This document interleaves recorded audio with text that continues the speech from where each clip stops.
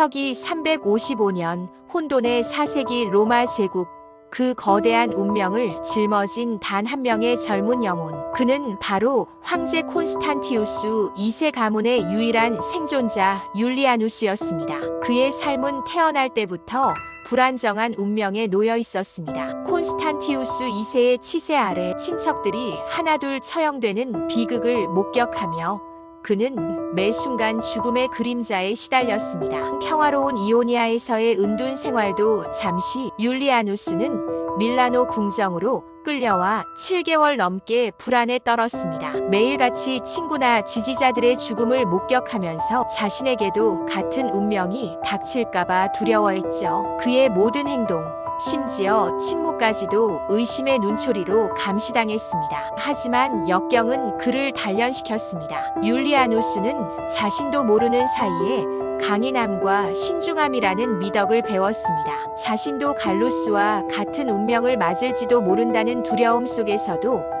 그는 용기를 잃지 않고 자신의 신념을 지켰죠. 살아남은 것은 분명 신의 뜻이라고 믿었습니다. 절망적인 상황에서 한 줄기 빛이 되어준 인물이 나타납니다. 바로 에우세비아 황후 콘스탄티우스 2세의 아내였습니다. 미모와 덕성을 겸비한 그녀는 남편에게 막강한 영향력을 행사했고 율리아누스에게 변함없는 온정을 베풀었습니다. 황후의 중재 덕분에 율리아누스는 황제를 아련하여 자신의 입장을 당당히 변호할 수 있었습니다. 적들이 갈루스의 복수를 꿈꾸는 자를 살려두는 것은 위험하다고 주장했지만 에우세비아 황후의 따뜻한 마음이 모든 것을 압도했죠. 궁정의 환관들은 율리아누스가 다시 황제에게 접근하는 것을 두려워했고 그는 잠시 밀라노 교회에 머물게 됩니다. 그리고 마침내 그토록 바라던 소망이 현실이 됩니다. 황제는 그의 명예로운 유배지로 아테네를 선택했습니다. 어린 시절부터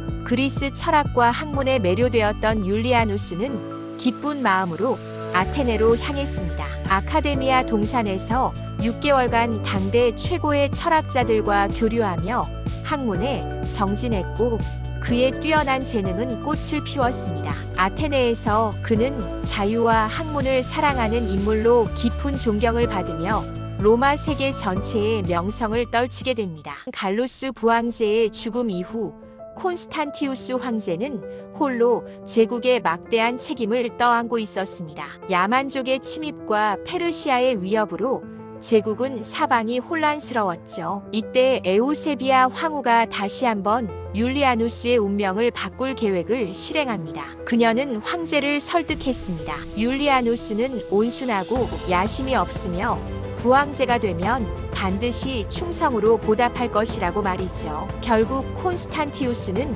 율리아누스를 자신의 여동생 헬레나와 결혼시키고 알프스 너머 갈리아 지역을 다스리는 부황제로 임명합니다. 사랑하는 아테네를 떠나는 아쉬움 속에서도 율리아누스는 미네르바 여신의 보호를 믿으며 밀라노 궁정으로 향했습니다. 궁정에서는 가족을 죽인 자들과 마주해야 하는 고통이 기다리고 있었지만 에우세비아 황후는 그를 따뜻하게 격려해 주었습니다. 율리아누스는 철학자의 망토를 벗고 로마 군주의 갑옷을 입었습니다. 그의 서툰 모습이 때로는 궁정의 웃음거리가 되기도 했지만 말이죠. 부황제 임명식은 군대의 환호 속에 치러졌고 25번째 생일을 맞은 율리아누스는 황제와 함께 연단에 섰습니다. 콘스탄티우스는 그에게 카이사르 칭호에 걸맞게 행동하고 변치 않는 우정을 지키라고 당부했습니다. 하지만 화려한 즉위식 뒤에 기다린 것은